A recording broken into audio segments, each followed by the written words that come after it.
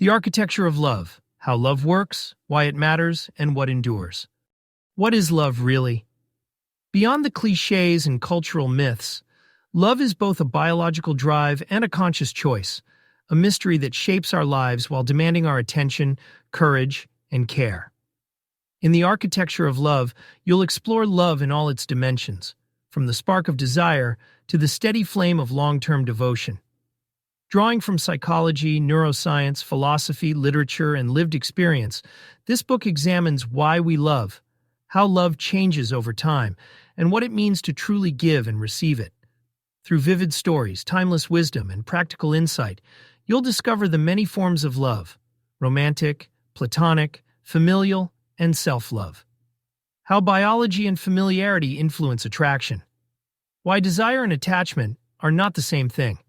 The disciplines that sustain love when feelings fade. How love shapes meaning, purpose, and legacy.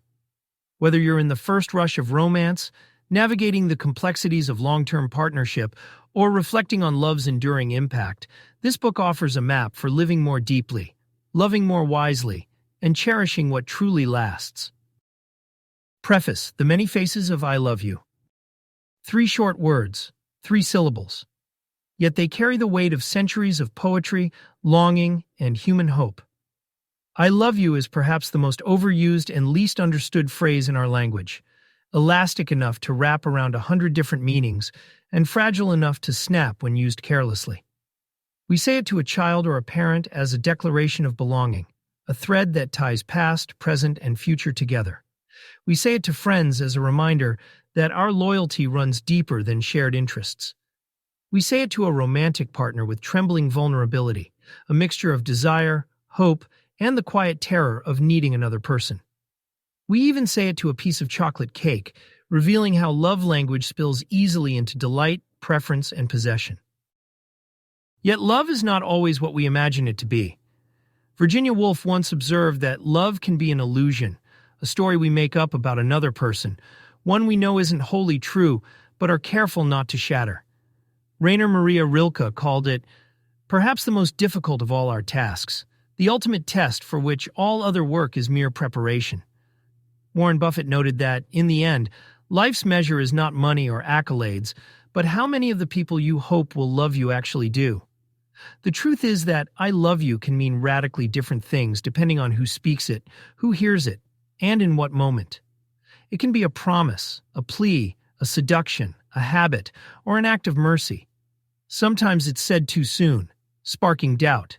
Sometimes too late, leaving regret. Sometimes it's said in silence, as Viktor Frankl discovered in the concentration camps, when the image of his wife, alive or not, was enough to fill his mind with an unbreakable bond. Helen Fisher's research shows that love is not one thing but a complex blend of biological systems. Lust to draw us together, romantic infatuation to focus our attention, and attachment to keep us bonded for the long haul. These systems can align or clash, and the phrase "I love you" can arise from any one of them, or from all 3 at once. There is also the quiet reality, as Anais Nin wrote, that real love begins where the myth ends, when we love a flawed human being instead of our dream of them. And there is the bittersweet cost, for as another writer put it, mourning is the price we pay for having the courage to love at all. A lexicographer might despair of defining love in all its forms. A philosopher might write for decades without exhausting the subject. Yet the phrase persists. We keep saying it because, for all its ambiguity, "I love you" remains our most human attempt to bridge the unbridgeable distance between 2 souls. This book begins here, with the many faces of "I love you," because to understand love in its fullness, we must first acknowledge how slippery, beautiful, and dangerous these words can be. From here we will explore love's illusions and realities, its biology and poetry, its fragility and endurance. We will see how love can be freedom and commitment, ecstasy and grief, selflessness and desire. And we will ask, as so many have before us, if we can never pin it down entirely, how might we still live it well?